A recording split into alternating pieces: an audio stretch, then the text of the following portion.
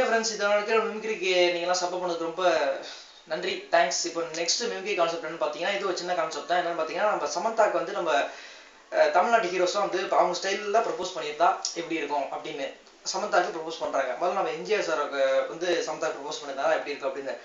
ஐயோ சமந்தா, அழகா அழகோ அழகு, ஐ லவ் யூ சொல்லுமா, 2 தடவை சொல்லு, 3ஆவது தடவை சொல்ல எனக்கு உரட்டேன்னு ரத்தம் வரும். சொல்லுமா சொல்லு. இது வாட்டி முடியல, அடுத்து நம்ம சிவாஜி சார் கூப்பிட்டுருவோம். சமந்தா, சின்ன வயசு தோல் போய் விட்டு வளர்த்து நான் சொல்லியிருப்படா, எப்படி சொல்லியிருப்பியா? இல்லையே, என்ன பார்த்து மாமா மாதிரி கேட்டியே, என்னப்பா இது? இல்லை, உங்களுக்கு செட் ஆகல சார், இவருக்கு செட் ஆகல, வேணாம். நம்ம வந்து இப்போ வந்து ஒரு வில்லன் வந்து சமந்தா ப்ரப்போஸ் பண்றாரு. வில்லன் யார்? ரகுவர். பின்னாடி அழகா இருந்தா 1000 ஆம்பளை வருவான்டப்பா, பேசவில்லை வாயில பாம்பு வச்சிருவேன், வாய் கோடப்பை மாதிரி வீக்கிக்கும். ஐ லவ் யூ சொல்ல முடியுமா? முடியாதா? I know. இவராட்டி முடியல, இன்னொரு வில்லனை கூப்பிட்டுரும், தெலுங்கு வில்லனை கூப்பிட்டுரும். கோட்டா சீனிவாசன் வராது. சமந்தா, எத்தனை லவ் பண்ண பாட்டியா?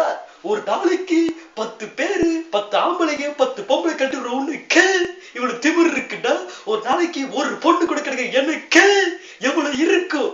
பண்ணுவியா மாட்டுவியா? இல்ல, இவர் ரொம்ப கத்துறாரு. நம்ம வழக்கமா எஜ்ஜ சூர்யாவை கூப்பிட்டோம், அவர் தான் நல்லா வருவார். இந்த வா, ஏ சமந்தா, ஒண்ணு லவ் இருக்கு ஆனா இல்ல, ஆனா இருக்கு ஆனா இல்ல, இருக்கிறது வேற மாதிரி இருக்கு. லவ் பண்ணுவியா மாட்டியா சொல்லு, நான் வேற மாதிரி ஆள், உனக்கே தெரியும். இல்ல, நீங்க வேற மாதிரி ஆளே தான், நீங்களும் வேணாம். இப்ப வேற லேட்டஸ்டா ஒருத்தர் கூப்பிடும், லேட்டஸ்ட் ஒரு கவிதை ஆளு கூப்பிடும். வைரம் சார் வந்து லவ் ப்ரப்போஸ் பண்ணி எப்படி ப்ரப்போஸ் பண்ணியிருப்பார் சமந்தாக்கு வந்து. அனைவருக்கும் வணக்கம், வாருங்கள் சமந்தா, நான் உங்கள் மடியில் உட்காரவா சமந்தா?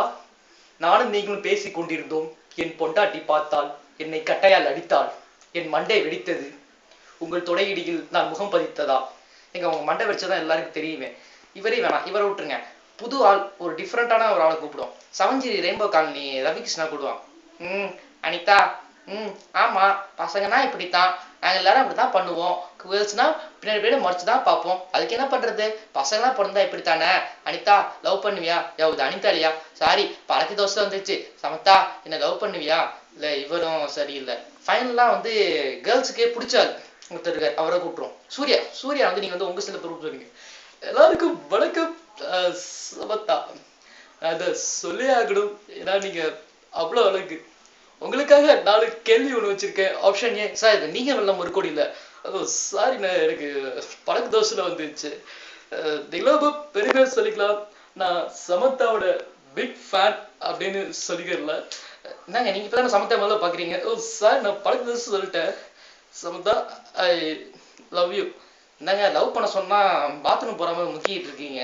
இல்ல, யாருமே சரி வரலையே. ஃபைனலா யாரை தான் கூப்பிடலாம்? ஃபைனலா இவரே கூப்பிட்டுடலாம். வாங்க, நம்ம டிஆர் லவ் பண்ணிட்டுங்க. அடியே சமந்தா, நீ உட்காரு அடி சமந்தா.